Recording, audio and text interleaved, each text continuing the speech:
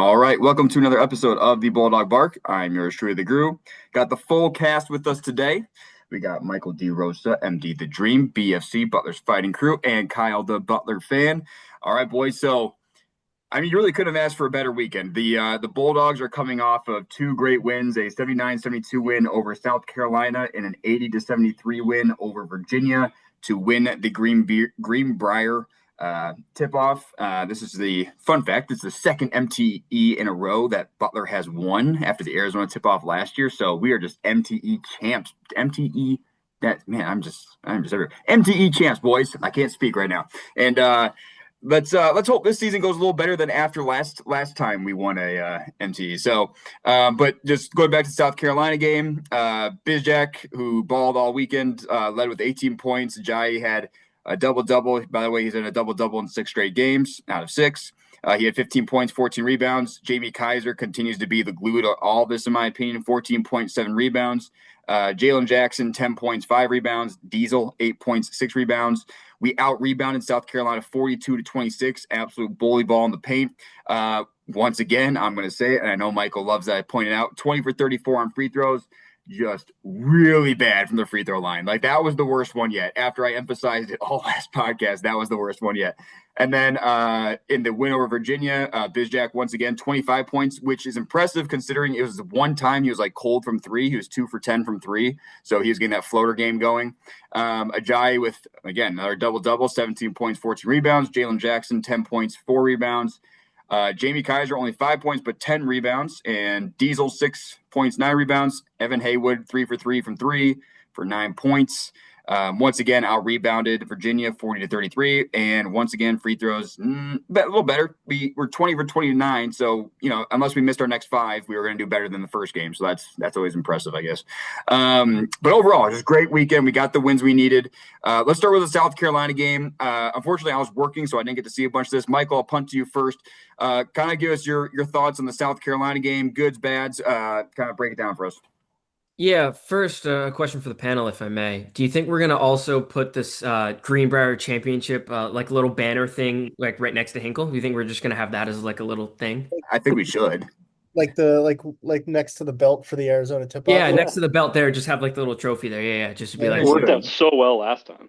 Yeah. Yeah. They should just take it. Yeah, they should absolutely. Maybe just like, I don't know, just put a golf club there or something like that.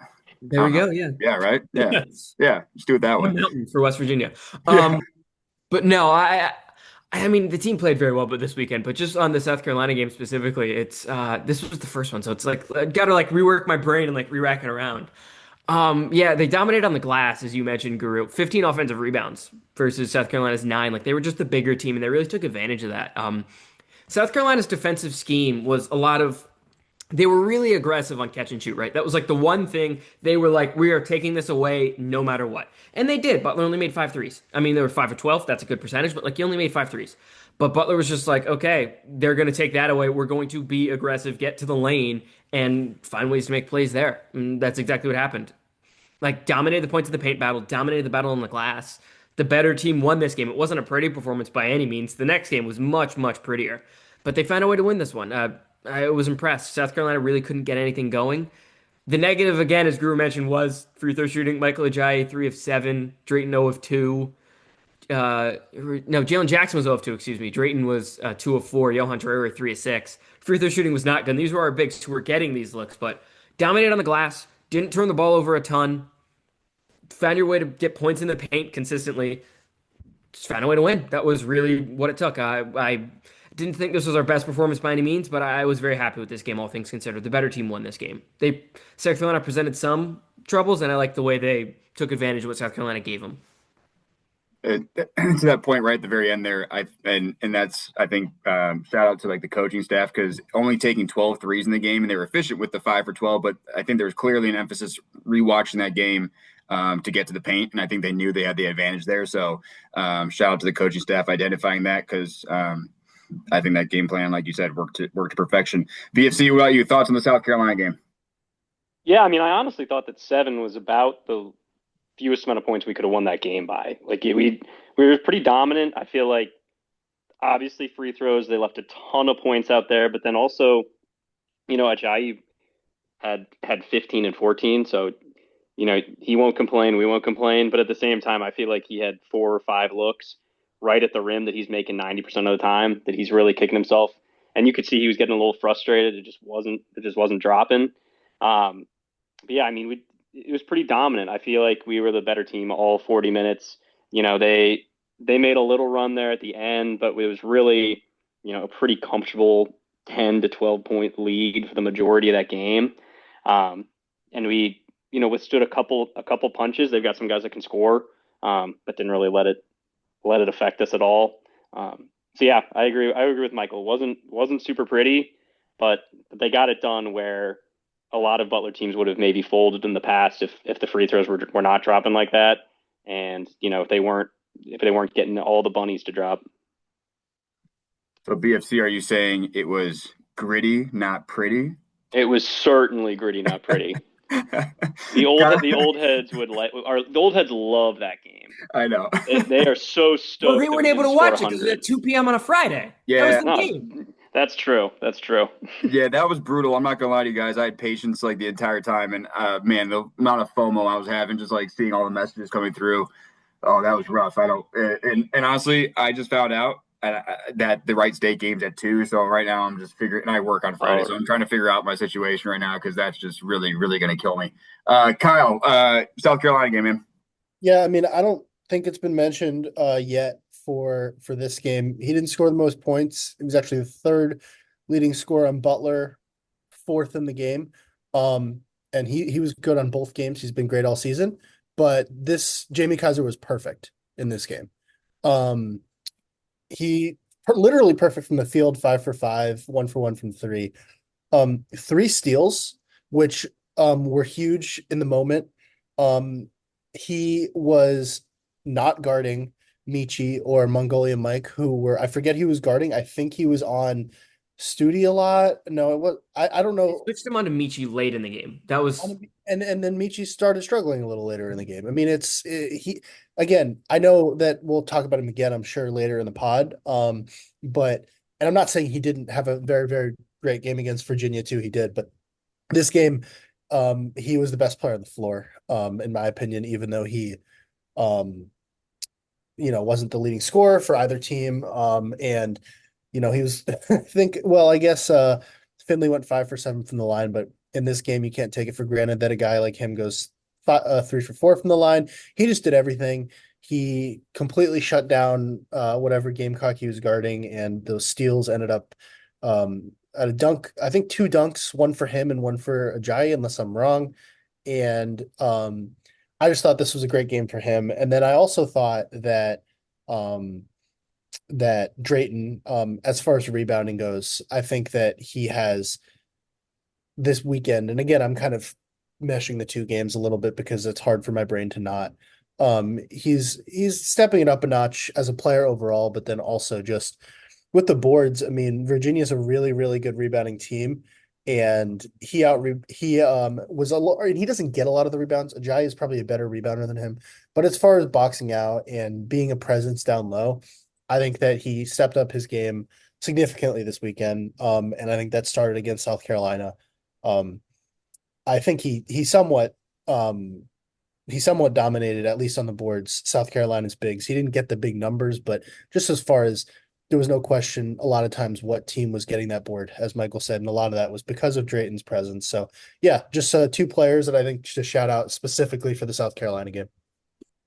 And I 100% the Jamie Kaiser. I think Bizjack and Ajayi are going to get all of the front page news, and they deserve it, and absolutely. But I truly think that you need that glue guy, and that we talked about this before. I think on like one of the earlier podcasts where we said like he's going to be like the consistent guy, the guy that's going to give you, 9 to 12 points a game and give you like 6 to 8 rebounds or something like that, right? And just be a good defender. So I do think he is. I agree with you 100%. In that game, he was awesome. So yeah, good to see him playing well. Let's jump to. Oh, by the way, for those of you who do listen to the podcast, and I'm gonna start tracking this going forward because I thought this would be a fun segment on our guesses. We're gonna start tracking who's the closest. So really think about your guesses now, because the South Carolina game, BFC, you win because I think you had I know I have to pull back up. You were the closest. You were like 3 off or something like that. With like your guess total points. Um, Michael, the Virginia one, you completely lost because you're the only one that picked against us, obviously. So sorry about you on that one, man. But my 90 to 70 score didn't turn out.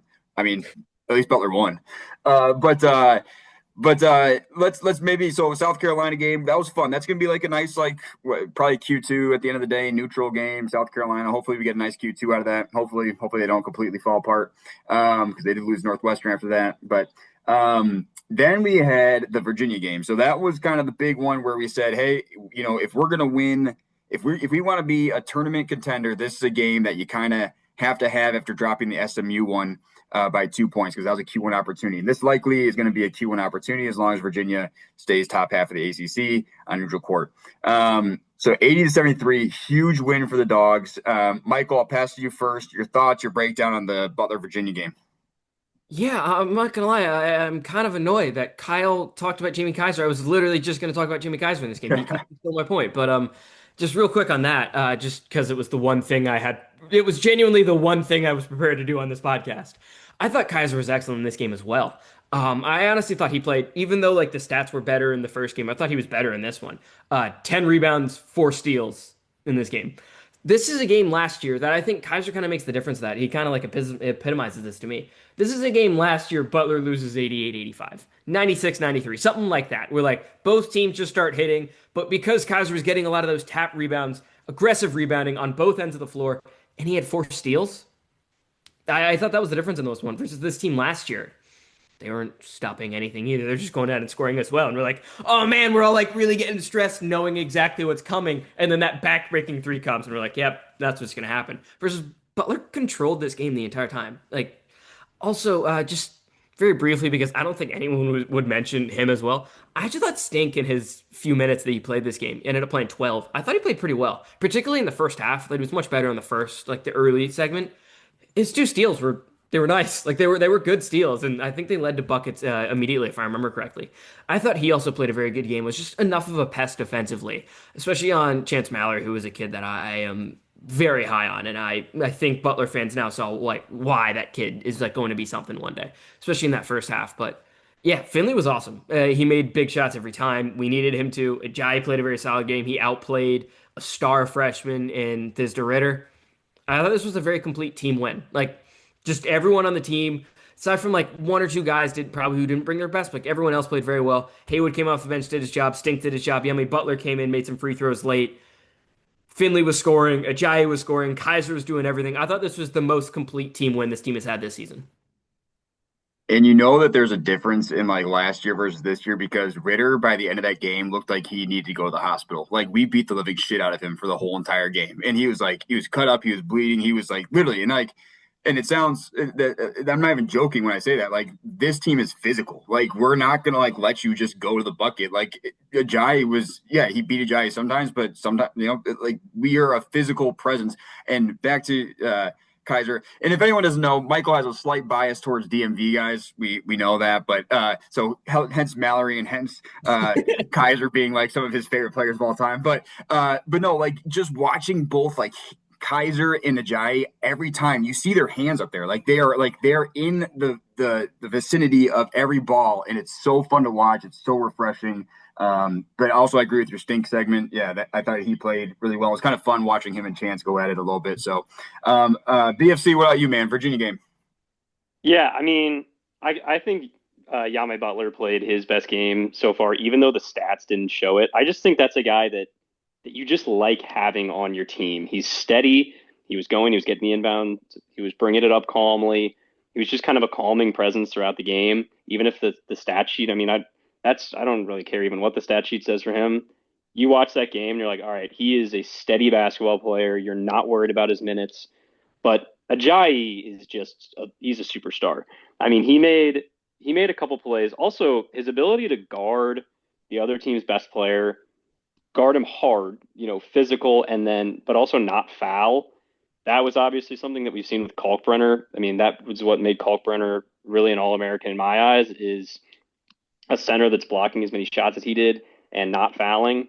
I mean, it makes such a big difference if your best player is guarding the other team's best player, but then has the ability to stay in the game. Um, but he made a play. He got beat just a little bit, was maybe a half step behind, just pinned it to the backboard, came back, got it, and made a step back, kind of on the baseline. And my dad, who I was watching the tournament, he's like, we haven't had a guy make that play in years. And it's true because I mean, Telfort was absolutely phenomenal, but Ajayi just has kind of a different level of athleticism that we just haven't really seen in a while, and it completely changes an offense and a defense because he can really help defensively, but then also on offense, it's he can score in a lot of different ways. He can create in a lot of different ways, and he can play a lot of different. He can go down and play the dunker, but he can also kind of create from up top. Um, it was just phenomenal, and he's obviously getting the flowers. It obviously won't just be for us. He's Big East Player of the Week for a reason. Um, but having a guy that's that level of rebounding and can affect the game. I mean, he didn't score 30 points, but it felt like he had the impact of a guy that scored 30. He was just all over the place. So I'm just excited to see him the rest of the year. I really do think that he's a legitimate NBA prospect that we haven't really had in a little while. And I'm just excited, to see him play, especially against these big opponents where it feels like he has a real chip on his shoulder after they didn't necessarily use him right at Gonzaga. Yeah, a couple of things there. One, BFC, love you, man, but hey, don't disrespect the Telfer, man. He's in the NBA right now. Come on now, we got an NBA level prospect right there, boys. Hey, you hit a I free love throw. Telfort. I'm playing. But no. First of all, Yame. Back to the Yame thing, dude. He gets to the bucket he gets the bucket pretty well, and he's pretty crafty with his little he's kind of like a little hooky looking thing that he does out with his right side every time, and it's like surprisingly crafty to me every time. He does nice little moves up top. No, but I agree with you on that. And then I feel like I had something else to tell you, but now I can't remember what it was because I got so excited about Yame and about Telfort. So I'll just pass it over to Kyle. But no, great points. Kyle, how about you, man?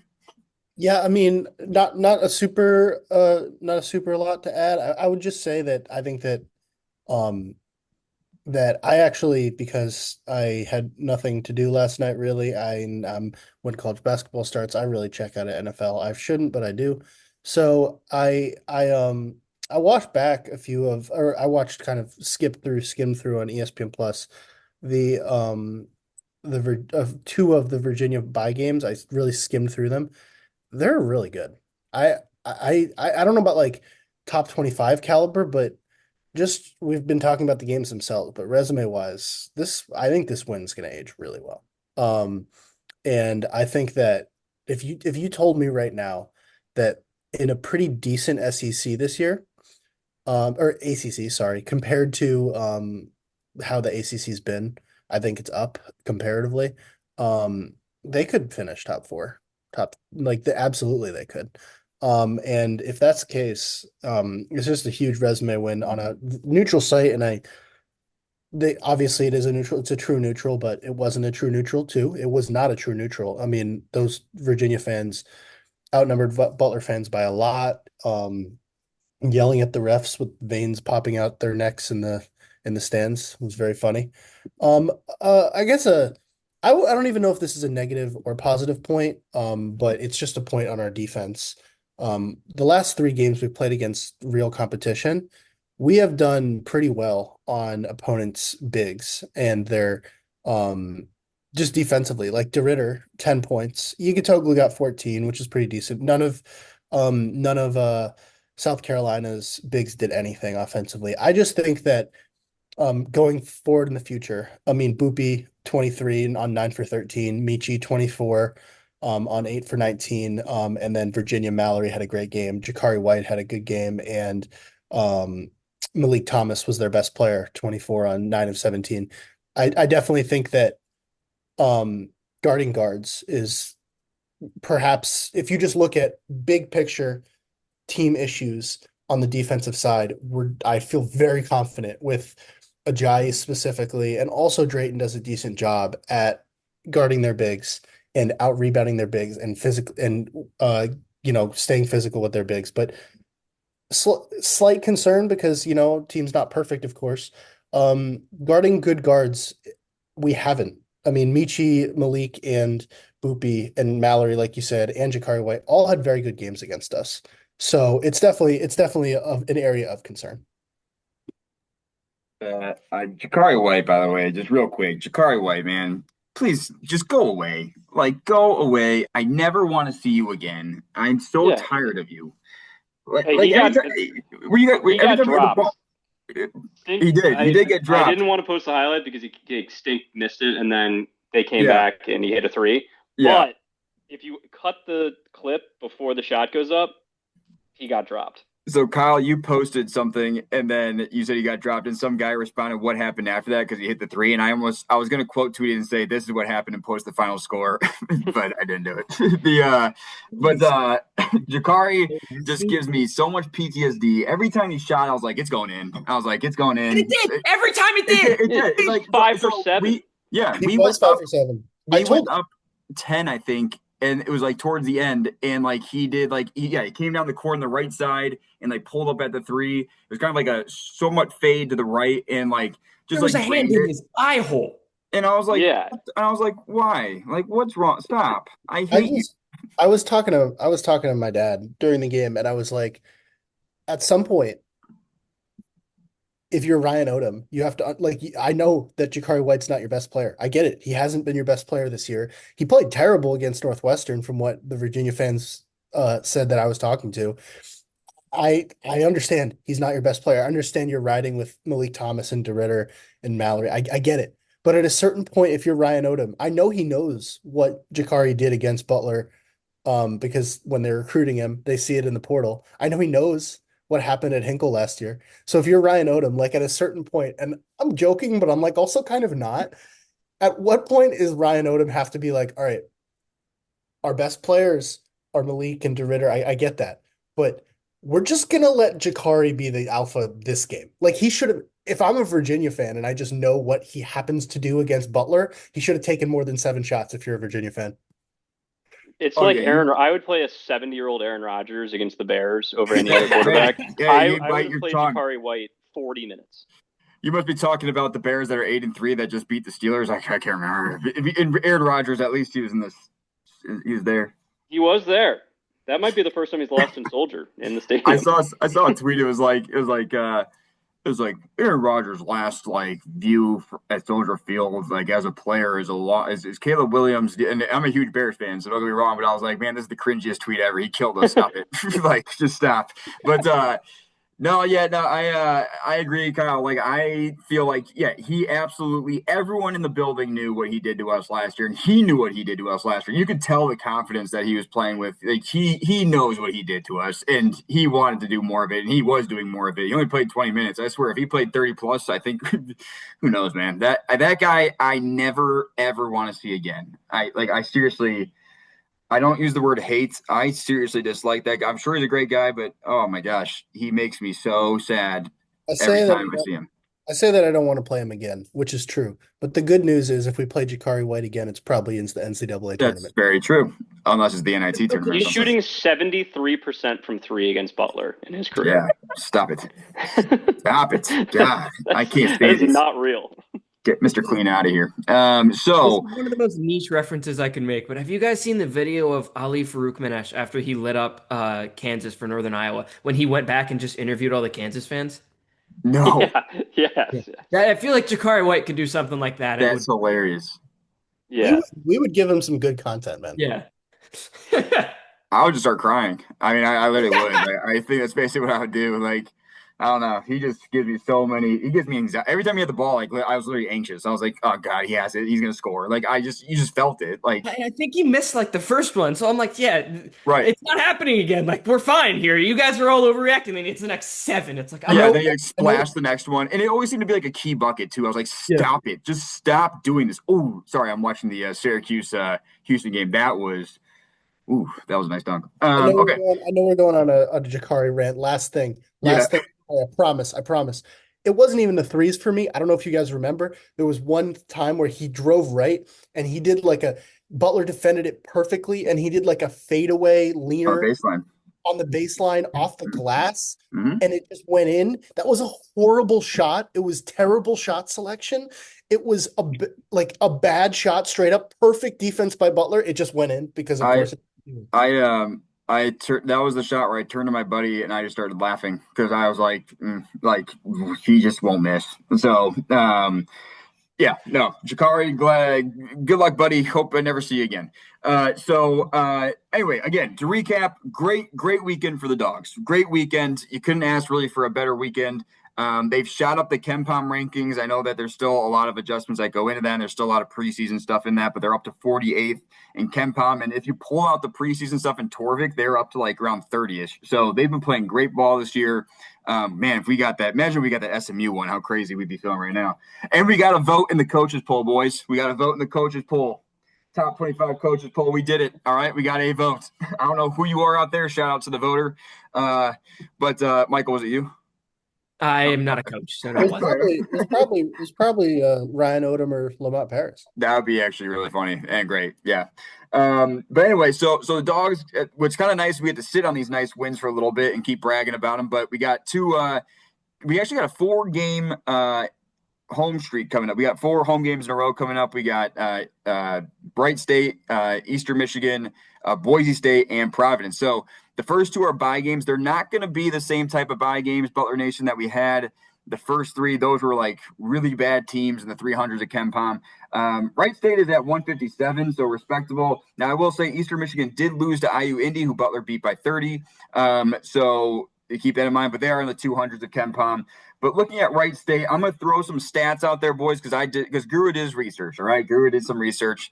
We love when Guru does his research. So a few things with Wright State, that some goods and bads. They're actually a worse free throw shooting team than we are. So we got that going for us, which is kind of hard to do. They are shooting 68.4% from the free throw line.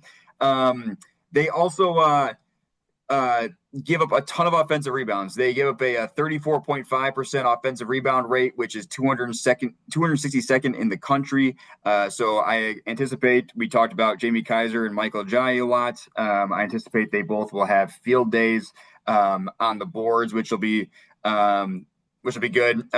They also turned another thing that we tend to do, but also going back to those real quick, we didn't turn the ball over as much, which is really good. Thumbs up. We got, I think it was 10 each game or something like that, which honestly for this team so far is pretty damn good because we've had some issues with that. But Wright State will turn it over. They have a 10.6 percent steal rate against them, which is 242nd. They foul a lot, so we got to make our free throws. The 2 things they do fairly well is they are 92nd in 3-point percentage at 36.2%, and they defend the 3 pretty well. The opponents are shooting 26.7%, 37th in the nation. Again, you kind of have to adjust this based on who they've played. But they're led by a true freshman named Michael Cooper, who has 14 points per game. He's shooting 40% from 3.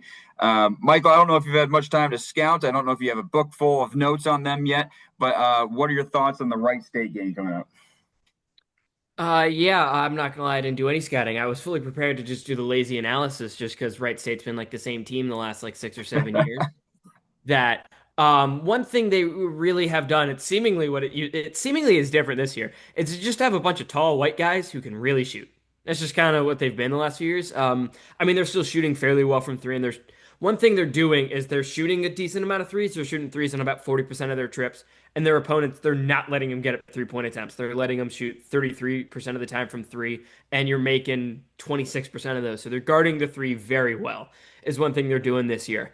Yeah, I haven't looked into them too much. Their best player, as you mentioned, shares the same name as an NBA Hall of Famer, Michael Cooper. So that's something. And then this Brian Atunmu kid, I butchered that name. I am so sorry to anyone who was listening. And if this kid, he's not listening, who cares? He was on Merrimack last year. You remember what we did to Merrimack last Yeah, year? 8 points in the second half. So you know how we had flashbacks from Jakari White, and we just talked about it for the last 20 minutes. This kid he might not enjoy stepping in an ankle. He might that's a tough scene. I feel bad for poor Brian there, but hopefully respectfully we make him have another bad time, and he can get a soft pretzel on the way out. Give him something for free. Yes, exactly. And this is a this is also them being ranked 157th. This is also a game where if we blow them out, which they've actually, I have to look back at, I think they played one of their Power Five teams fairly well. I think they only lost by 10. I can't remember who they played earlier. But this is one where, like, if you want to talk about metrics and you blow out a team that's 157th in KenPom, that's going to be a much more significant positive impact than it would be blowing out like Chicago State by 30. If you beat an Wright State by 30, that's going to help your metric a lot. So again, no foot off the gas, right? We got to keep pushing. BFC, what about you, man? Wright State, any it doesn't have to be about Wright State, just some thoughts if you want to do Wright State, or just, what are you looking forward to from the Dogs' perspective? Any changes or thoughts on them, what you want to see? I don't know anything about Wright State, but Wright State's in trouble. I like it. That's a great analysis, by the way. That's the type of stuff we like to hear here on the Bulldog Bark podcast. We like this.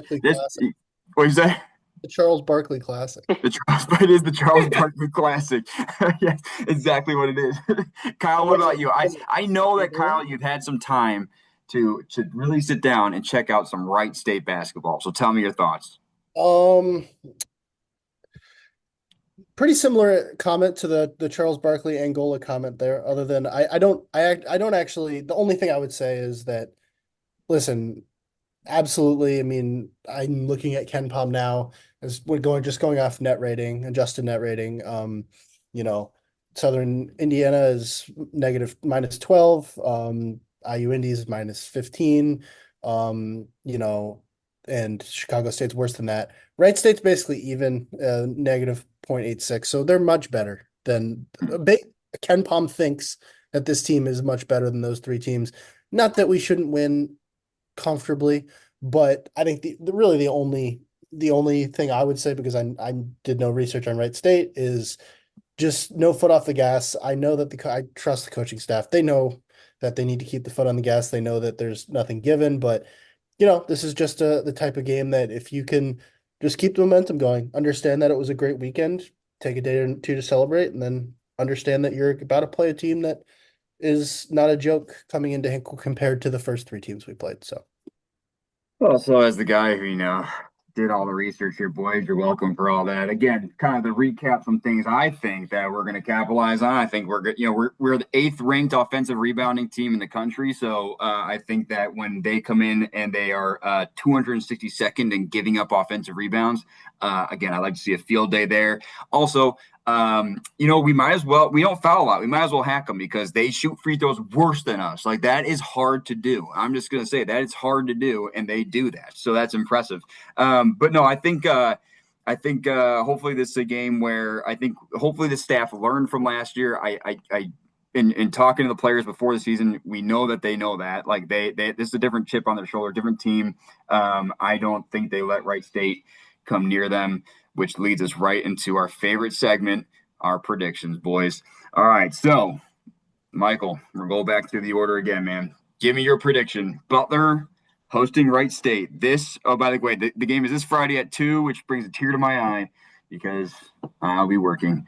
The Wright State, Butler, what is your final score prediction? I'm going to start tracking this. Let's see what you got. Give me your best guess here. Yeah, I just want to say, if I end up losing this competition that we have been so diligently keeping track of all year, I'm putting it under protest because I have to go first, and that's definitely a disadvantage, even though we're randomly throwing out random numbers. Here's what we'll do. Just No, I want an excuse. No, you'll get the excuse today, but going forward, we will rotate the order. So I have a little square right now. It'll be you, BFC, Kyle, then me, and then next time it'll be BFC, Kyle, me, then you, and then we'll just go in that order. Yep. I'm writing it down. Well, why are you going to make me come up with another excuse? This is BS. This is BS. All right, I'll come up with something else. 90-75 Butler wins. I think that's the exact score I used for the Virginia, but in inverse. So I'm just running it back again. You did. Why not? 90-75. All right. BFC, what do you got? Butler 88, Wright State 67. 88-67, okay. Kyle, what you got? 91-73. Oh, that's basically mine. Oh, actually, we're better. Yelling me, damn it! We're better than that. 91-70. 91-70. Okay. All right.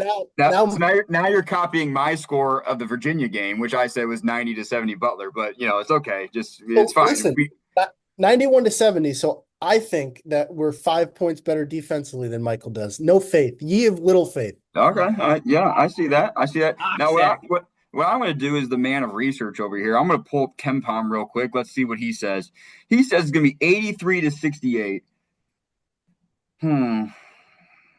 So I like that number. I don't like that number, boys. I think we're